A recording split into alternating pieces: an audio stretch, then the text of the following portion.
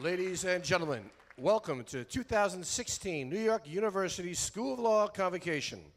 Please give a warm welcome to the Dean of New York University School of Law, Mr. Trevor Morrison.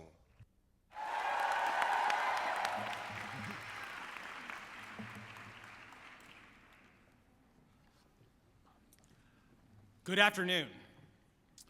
I am delighted to welcome the members of our graduating class of 2016, as well as the people who helped get them here, faculty, family, and friends. Let me start with family and friends of our graduates. To you, we all, including the students, we all say thank you.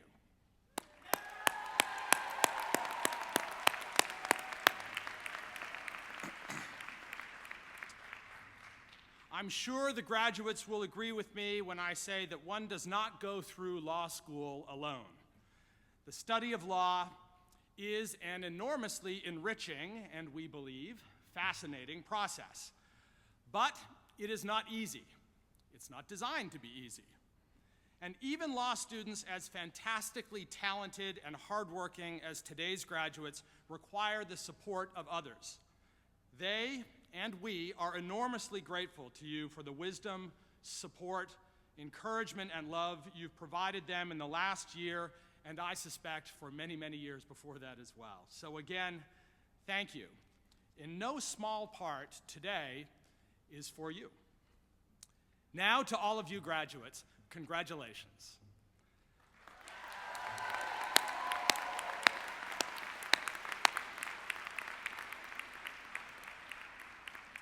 We, the faculty and administration, are tremendously proud of you. And we are confident that the experience, skills, and knowledge you've acquired while at NYU will propel you forward to successful, meaningful, and impactful careers. You've also been incredibly important members of our law school community over this last year, and I want to acknowledge and thank you for that. We, your professors, haven't just been your teachers. We've also endeavored to be your collaborators and partners, working with you on research projects, legal briefs, and policy papers, and exploring with you challenging questions both inside the classroom and outside it. It's been our honor to have worked with you, and we are thrilled to watch what you'll do from here. You all will accomplish truly great things. Now, to be sure, you will accomplish those things in a world full of challenges. It's a world of rapid change, technologically, economically, politically. It's a world of increasing complexity, heterogeneity, and division. And it's a world where the law's capacity to manage human affairs in the face of such rapid change and difference is in many ways under increasing strain. Yet at the same time, the world you are entering is one in which the core skills you have honed here at NYU are more important and more valuable than ever before. Take one look at trending news topics, and you will find that virtually all of them have one thing in common: the law. Almost every major issue we wrestle with today, within and between and among nations, has a legal component. This means that lawyers are often at the center of the conversations when enormously consequential decisions are made. And it means that the skills you have developed in the course of your legal education are immensely important. I'm talking here about the ability to think critically, to analyze deeply, and fundamentally to solve problems. These are the skills sometimes treated glibly as thinking like a lawyer. But they are real, and they are vital not only to your own future success, but indeed to making progress on many of the most important issues facing society in this country and around the world. Now, the ability, or at least the willingness, to think critically and to engage deeply with ideas is unfortunately in rather short supply today. Too often in this country and elsewhere around the world, public discourse is not deep and thoughtful, but shallow and bombastic. Invective and ad hominem attacks seem to have replaced the genuine debate and critical inquiry. Leaders in government and elsewhere often seem more concerned with scoring quick political points than with solving real problems. We should require more of our leaders. And you, our future leaders, are equipped to do much better. Now, whether or not you ever watched the movie The Paper Chase, and if you grew up outside the United States like me, perhaps you did or perhaps you didn't, it was rather quaint and outdated when I went to law school over 20 years ago.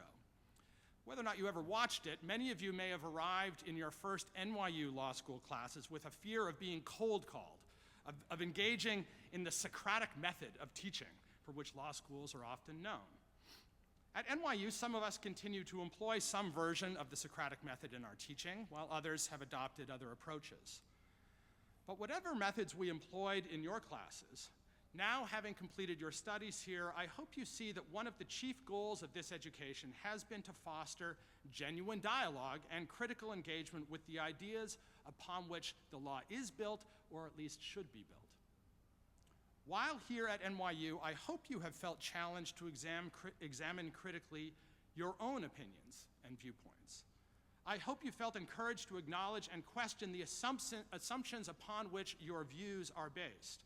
And I hope you have felt obliged to consider and think seriously about arguments on the other side, indeed on all sides.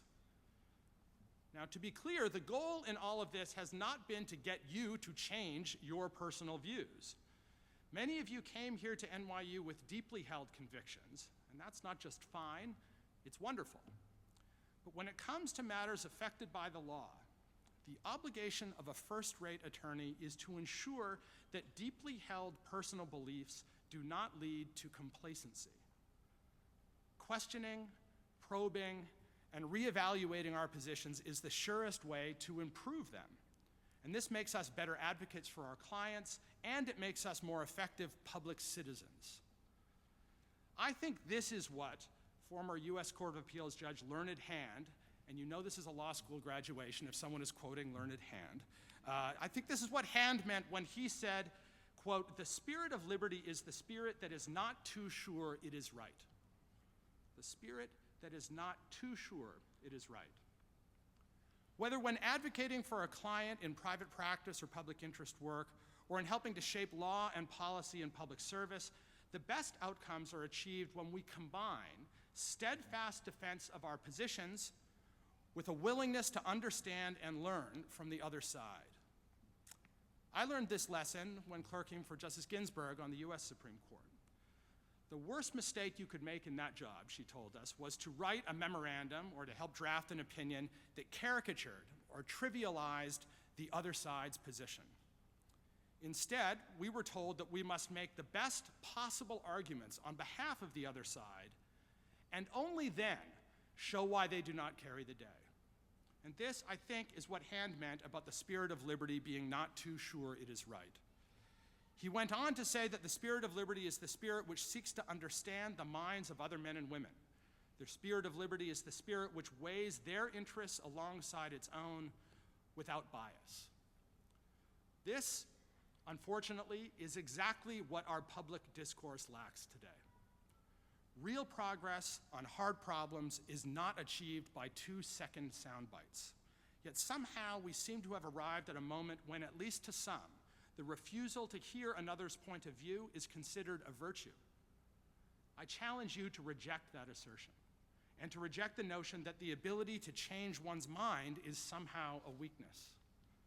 Instead, I encourage you to use what you have learned here to maintain a mind open to change, whether to sharpen your own arguments or to continue to learn from others as you have learned from your peers here and from your professors. With the benefit of the education you have received here and your own immense talent and drive, you are well equipped to be effective leaders in and through the law. You each can earn a place as a trusted counselor, whether you find yourself working in public service, as an entrepreneur, in big law, or in a small firm, using those tools to understand opposing viewpoints in litigation, negotiations, and business strategy. Wherever you go, whatever you do, whomever you talk to, I hope you'll consider what the spirit of liberty requires. Never rest on your intellectual laurels. Don't become stagnant. Remember that questioning is learning. And remember that each of you has a valuable skill, the ability to bring people together toward shared goals. Bring the nimble, innovative spirit of this law school with you to shape your careers, and use your central role in the mediating language of the law itself to bring people together and make positive change in this world. Graduates, congratulations on your hard work. I and everyone else on this stage could not be more proud of you, and we can't wait to see what you do next. Thank you.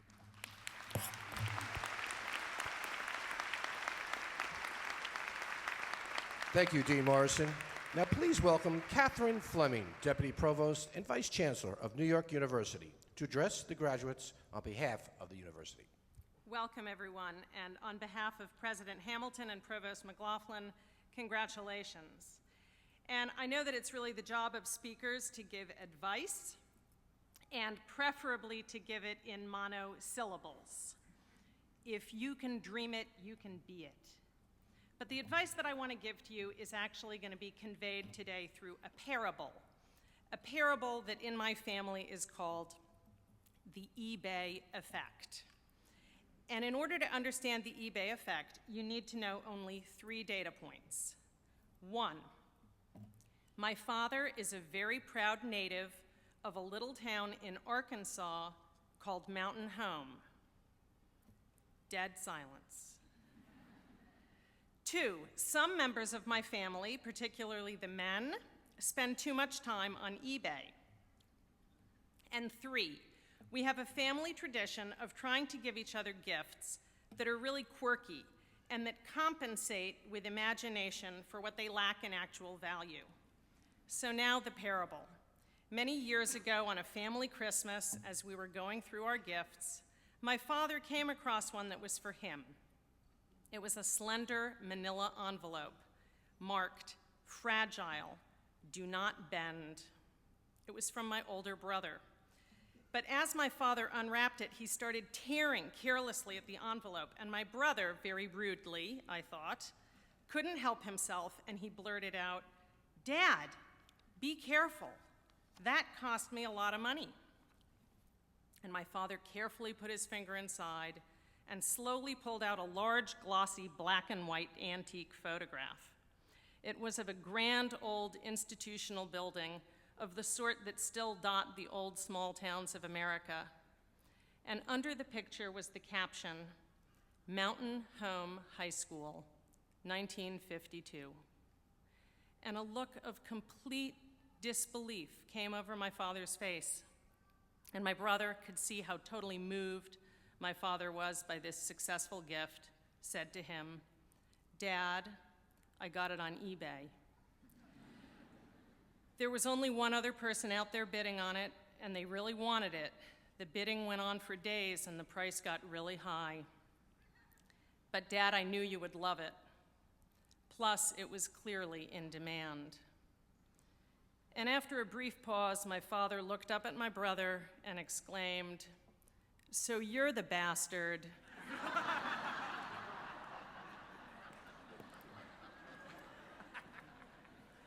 who kept outbidding me." Now, that's the eBay effect. We tend to think that we want what other people want, and the more other people want it, the more that we think we want it too. So this actually is a cautionary parable, because you should want and pursue what you want, not what you think you're supposed to want. And this may sound pretty obvious, but in fact, the entire culture in which we are bathed, and I'm referring here to our consumer culture, is based on precisely the opposite premise. So I don't believe that if you can dream it, you can be it. In fact, there are lots of people in the world trying very, very hard for many noble things, and the fact that they don't all succeed is not for lack of dreaming or trying. What I do believe much more modestly is this: you're more likely to get what you want if you actually know what you want, not what you think you should want and not what everyone else wants. And the fact that you're all here seeking advanced learning suggests that actually you know a thing about that already. So my congratulations really are for that. I encourage you to continue first to know what you want and then to stick with getting it. And if in the end it turns out not to be what you wanted, you can always sell it to a member of my family on eBay. Thank you very much, and my warm congratulations.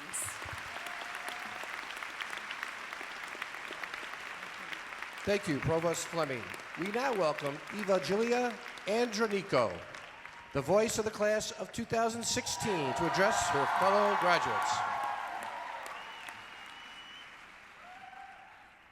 The first thing that struck me at NYU Law School was during the first day of the Introduction to the U.S. Legal System class in August 2015.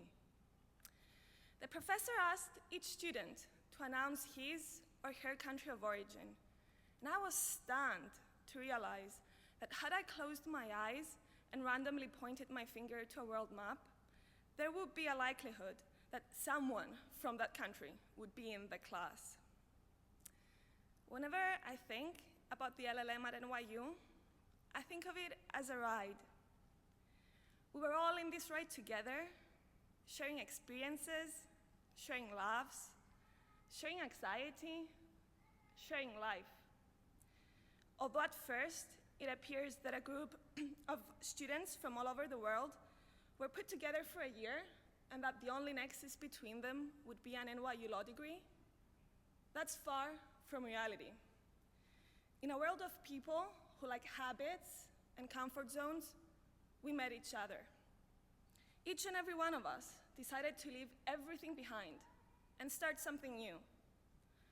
That alone reflects people who refuse to accept the reality they have been given, and people who strive for something different, for something better. Truth is that the world changes, and we change with it. But the ride gets inspiring once plans disappear and dreams take over. That's why we're all here in New York City, the city of dreams. I was having coffee with a Chinese friend. In fact, she's sitting here right now. And we were talking about how much we gained from this LLM degree, but also about the hardships we've been through to obtain it. The road was not spread with roses, and certainly not everything happens when you want it to happen. She then told me this story about the Chinese bamboo tree. In order for the Chinese bamboo tree to grow, it needs to be watered and fertilized every single day for 5 years. If at any point during this nurturing process something happens and it stops, the bamboo tree dies into the ground. However, once it breaks through in that 5th year, within 6 weeks, it grows 27 meters tall. Since we're now all US trained, this translates into 90 feet tall. And the question is, how long does it take for the Chinese bamboo tree to grow 90 feet tall? 6 weeks? Or 5 years and 6 weeks? The answer has to be the latter. Things never happen instantly, and this LLM represents exactly this. There are people here who used to be prosecutors in their home countries, partners, or attorneys working in presidential offices. Consistent hard work has brought us here. It takes a long time to get acquainted to people, to learn the system, to learn how to do it. It takes time to figure it out. This LLM was a great part of this process. Even though it lasted 9 months, the fact that we were brought here from across the globe gave us the opportunity to do things that might take others years. We networked, we grew, we added to the experiences we had, and now we're ready to break through the ground. Through this LLM, we're able to do so many things. I applaud each and every one of you for the incredible and noteworthy rides you have had before NYU, and I thank you from the bottom of my heart for this current ride. In the past year, we were able to view life through different cultural perspectives, through organized Japanese lunches, through French discotheque nights, through Reggaeton Nights, otherwise known as Latin Bomba Nights. It has been an unbelievable gift to be able to share experiences with you during nights out, during trips, and be introduced to so many different cultures. This LLM group is very special to me because I met more than just students. I formed friendships that will last for the years to come. We all came here knowing no one, to a new city, far away from home, and now we're leaving from this university with long-lasting relationships. This should not be the end, though. We had a huge opportunity to study at this elite law school and be taught by the very best of academics. It is now time to apply this knowledge, but always with the virtues and principles taught by this school. Let's keep the violet pride flame always lit in our hearts, and I'm sure we'll meet again, both over negotiating tables, but also at weddings and reunion events. A very big thank you on behalf of the LLM group to NYU School of Law, to our professors, and all administrative staff who helped us adjust to the city and make NYU our home. And an even bigger thank you goes to our families for all the support they have given us and who have made this year possible. I hope we will turn the world into Vanderbilt's courtyard, and I'm sure I'll see you soon, somewhere across the globe. It was a true privilege and honor for me to be sitting by you on this unforgettable ride. Thank you all.